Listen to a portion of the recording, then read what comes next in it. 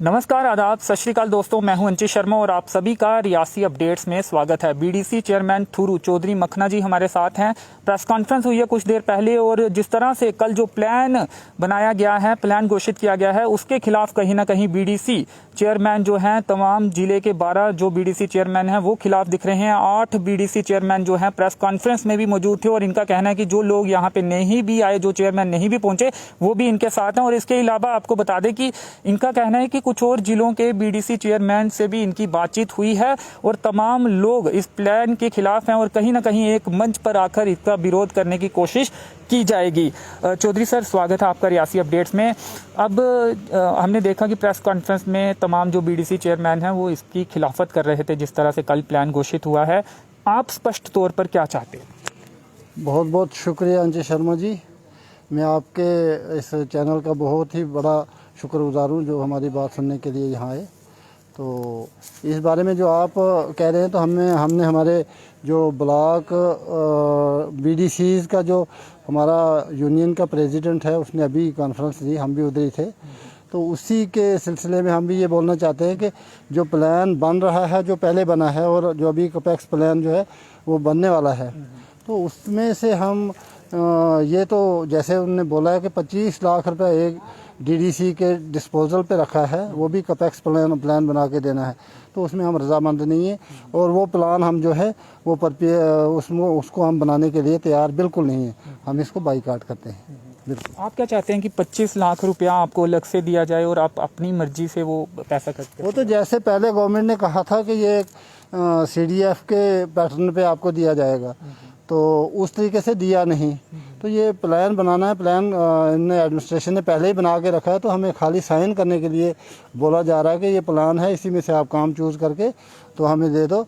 तो इस पे हम रजामंद नहीं है, क्योंकि हमारी मर्ज़ी के मुताबिक होता तो ज़्यादा अच्छा था। 25 लाख ही अगर गवर्नमेंट ने दिया तो हमारे डिस्पोजल पे होता, तब भी हमें किसी को अपनी मर्ज़ी से काम दे देते।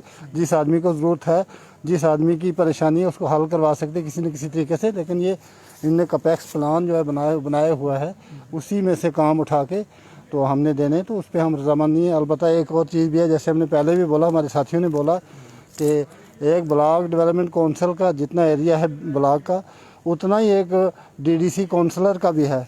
तो उनको 70 या 71 लाख रुपया दे रहे हैं, तो हमें दे रहे हैं 25 लाख। तो ये तो नाइंसाफ़ी है। इसके ख़िलाफ़ हम आवाज़ उठाएंगे, या तो हम मिल बैठ के इकट्ठे होके प्लान बनाएंगे उनके साथ मिल के, तो PRIs के आदमी भी होंगे, तो तभी कुछ बात बनती है। एक साइड में हम 25 लाख का प्लान देंगे, दूसरी साइड में वो 70 लाख का प्लान देंगे, तो ये नाइंसाफ़ी तो है। अब ऐसे में आप क्या करेंगे? जो प्लान आपको बनाकर 25 लाख जो भी विभिन्न स्कीमों के तहत आपको खर्च करना है, वो प्लान नहीं भेजे जाएंगे आपकी तरफ से? नहीं, हम तो बिल्कुल नहीं देंगे। हमने तो यूनियन बनाई हुई है, और ये यहाँ डिस्ट्रिक्ट रियासी में भी हमने अपने साथियों से एक फ़ैसला ले लिया है, और बाकी डिस्ट्रिक्ट्स जो है उनमें भी हमने कांटेक्ट करके बोला हुआ है, और उनकी भी हमारे एक दूसरे के साथ हम मशवरा करके ये बात कह रहे हैं कि फ़िलहाल हम इस प्लान को बिल्कुल ही बनाने के लिए तैयार नहीं हैं। सुनेगी सरकार? उम्मीद है आपको? इंशाल्लाह जब हम यूनाइट रहेंगे, हम कम से कम सरकार को सुनना चाहिए हमारी बात भी। अगर देखो नाइंसाफ़ी है कहीं किसी जगह, तो उसको सुनना तो चाहिए। अब देखो हमारे इतने बड़े बड़े प्लान बन रहे हैं, इतने बड़े बड़े काम हो रहे हैं, तो उसमें हमारी इन्वॉल्वमेंट है ही नहीं। तो हमें भी किसी तरीके से कम मसले में इन्वॉल्व किया जाना चाहिए। जैसे पिछले टाइम में हमारी मीटिंग हुई, तो हमें फ़ोन पे बुलाया गया, तो डीडीसी चेयरमैन काउंसलर जो हैं वो भी हमारे साथी हैं, लेकिन उनको बाज़ाब्ता चिट्ठी दी गई। तो इससे तो हमें ये पता लगता है कि कोई ना कोई ये डिवाइड एंड रूल कर रहे हैं, शायद हमें आपस में लड़ा के तो अपना वो एडमिनिस्ट्रेशन जो है वो काम निकाल रही है। तो ये हमें कुछ शक नज़र आ रहा है।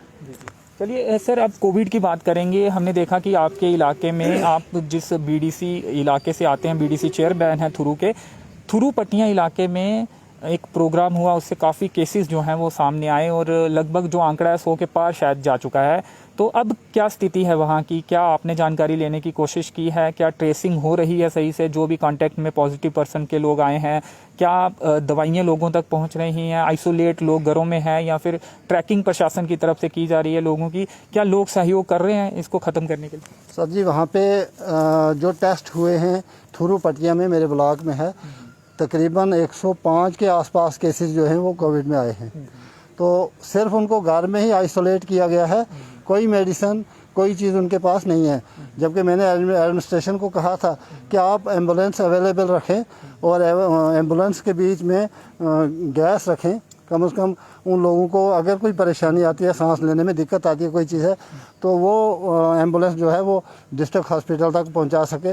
गैस का सिस्टम रखो, कोई इन लोगों को कोई सहायता दे दो, कोई मेडिसिन दे दो, इनका खबर करो। कोई कुछ नहीं, खाली टेस्ट किए थे, उसके बाद उनका कोई पुरसान हाल नहीं है और न किसी को पूछा।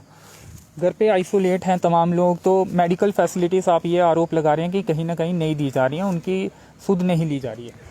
नहीं, वो अब अपने तरीके से तो वो कुछ करते हैं बेचारे लोग, लेकिन उनको उनकी जानकारी नहीं है। कम से कम कोई डॉक्टर आदमी उसको अवेयर करना चाहिए कि आपने ऐसा करना है, मेडिसिन देनी है। कुछ लोग जो हैं बड़े परेशान हैं अपने घरों में बैठ के। मेरी बात हुई उनसे, उनने कहा आपको एम्बुलेंस बुलवा के तो उसमें गैस वगैरह का अरेंजमेंट करवा के हमें डिस्ट्रिक्ट हॉस्पिटल तक पहुंचाएं, ये करें वो करें। तो उनको मैंने तो एडमिनिस्ट्रेशन को बोला था, कहते उनको बोलो जी आइसोलेट हो जाओ, घर में ही बैठो। तो घर में ही बैठना सबसे अच्छा है। नहीं, लेकिन आइसोलेट तो जो ठीक होंगे, जिन्हें ज़्यादा सिम्टम्स नहीं होंगे, वो लोग होंगे। जिनकी हालत ख़राब है उन्हें तो कहीं ना कहीं हॉस्पिटलाइज तो करना पड़ेगा ना। कुछ लोग हैं ऐसे जिनकी हालत ज़्यादा ख़राब है। सर ऐसा पिछले दिनों में था, तो उस वक्त गवर्नमेंट ने कुछ किया नहीं, उन्होंने खुद ही अपना कुछ इलाज वगैरह किया। तो अब कल से मैं पूछ रहा था 2-4 आदमियों को, तो वो ठीक भी हैं इस समय में। लेकिन खतरा है। मैं आपको आपके चैनल के माध्यम से बोलूँगा कि माहौर में, बुदन में, दरमाड़ी में कम से कम एम्बुलेंस वगैरह जो है अवेलेबल रखनी चाहिए। इस बीमारी का कोई पता नहीं चलता ये किस वक्त अटैक कर देगी और किस पे करेगी। तो उसमें ऑक्सीजन होनी चाहिए, गैस होनी चाहिए उस एम्बुलेंस के बीच में, ताकि उसको किसी भी इमरजेंसी मसले में डिस्ट्रिक्ट हॉस्पिटल तक पहुंचा सके। तो वैसा तो कुछ नहीं है, ना एम्बुलेंस है। हमारी अपनी एम्बुलेंस दरमाड़ी में या बुदन में है या माहौर में है, तो वो भी अवेलेबल नहीं है। मेरी ये शिकायत है। बल्कि हम अपनी तरफ से पूरा कोऑपरेशन कर रहे हैं। हमारे सरपंचेस और बीडीसी जो आदमी है वो लोगों को अवेयर कर रहे हैं, वैक्सीनेशन करवा रहे हैं। लेकिन कम से कम उनको भी तो ये चाहिए कि एम्बुलेंस तो वहाँ रखें अवेलेबल, तो लोगों को क्या टेस्टिंग इस समय लगातार हो रही है या टेस्टिंग होना बंद हो गई है? नहीं, टेस्टिंग हो रही है, टेस्टिंग हो रही है, वैक्सीनेशन हो रही है, ऐसी बात नहीं है। लेकिन वैक्सीनेशन पर एक सवाल आपके इलाके से भी सामने आया कि वैक्सीनेशन कम लोग करवा रहे थे। क्या कारण था, क्यों कम लोग करवा रहे थे? क्या अब लोग बाहर निकले हैं? और अब आपकी तरफ से क्या संदेश रहेगा उन तमाम लोगों को जिन्होंने अभी तक पहला डोज भी नहीं लगाया, जिनकी उम्र 45 से ज़्यादा है? सर इस बात में आपकी बात बिल्कुल सही है कि लोग जो थे वैक्सीनेशन नहीं करवा रहे थे। कुछ PRIs के लोग जो हमारे सरपंच हैं या पंच हैं या लोग हैं, उन्होंने इन लोगों को थोड़ा अवेयर किया कि वैक्सीनेशन करवाने से इंसान का अच्छा रहता है, ठीक रहता है। तो लोग अब वैक्सीनेशन करवा रहे हैं। मैं एक पंचायत से ताल्लुक़ रखता हूँ जिसका नाम लेंचा है। वहाँ पे लोगों ने पहले बिल्कुल 2-3 दिन वैक्सीनेशन नहीं करवाई। जब उनको हमने खुद जाके वहाँ पे अवेयर किया, तो आज 490 आदमियों ने वहाँ पे वैक्सीन लगवा ली जो 45 से अबो थे। अब हम 18 साल के ऊपर की वैक्सीनेशन मांग रहे हैं, तो वो लगवाएंगे। लेकिन जब तक एडमिनिस्ट्रेशन PRIs के आदमी को रब्ता नहीं करेगी, उनसे सहयोग नहीं लेगी, उनका साथ नहीं इन लोगों के साथ बिठाएंगे नहीं, तो तब तक ये लोग थोड़ा डरते हैं। लेकिन मैं आपके चैनल से लोगों को ये कहना चाहता हूँ कि वैक्सीन जो है वो करवानी चाहिए। मैंने खुद करवाई है, अब दूसरा डोज में लगवाने वाला हूँ। तो वैक्सीन लगाने से बड़ा अच्छा रहता है। और लोगों को जब वैक्सीन लग गई तो लोग खुद ही बोलने लगे कि वैक्सीन अच्छी है, हम दूसरी दफ़ा भी लगाएंगे। चलिए, शुक्रिया। अब उम्मीद यही करते हैं कि इन्होंने महत्वपूर्ण एक सवाल उठाया है कि एक एम्बुलेंस वहाँ पे मौजूद होनी चाहिए जिस पे ऑक्सीजन सिलेंडर होने चाहिए, ताकि अगर हालात की वहाँ पे बिगड़ते हैं या फिर कोई ज़्यादा बीमार होता है तो उसे सकुशल जिला अस्पताल रियासी तक उस ऑक्सीजन सिलेंडर के सहारे पहुंचाया जाए। चलो, उम्मीद यही कर सकते हैं कि इनकी जो बात है प्रशासन तक पहुंची होगी और वो इस इनकी मांग को मानेंगे और वहां पे ऑक्सीजन सिलेंडर जो है वाहन में या फिर एम्बुलेंस में मुहैया करवाया जाएगा। फिलहाल इस इंटरव्यू में इतना ही। मेरे सहयोगी नरेश भगत के साथ मुझे दीजिए अनुमति। धन्यवाद।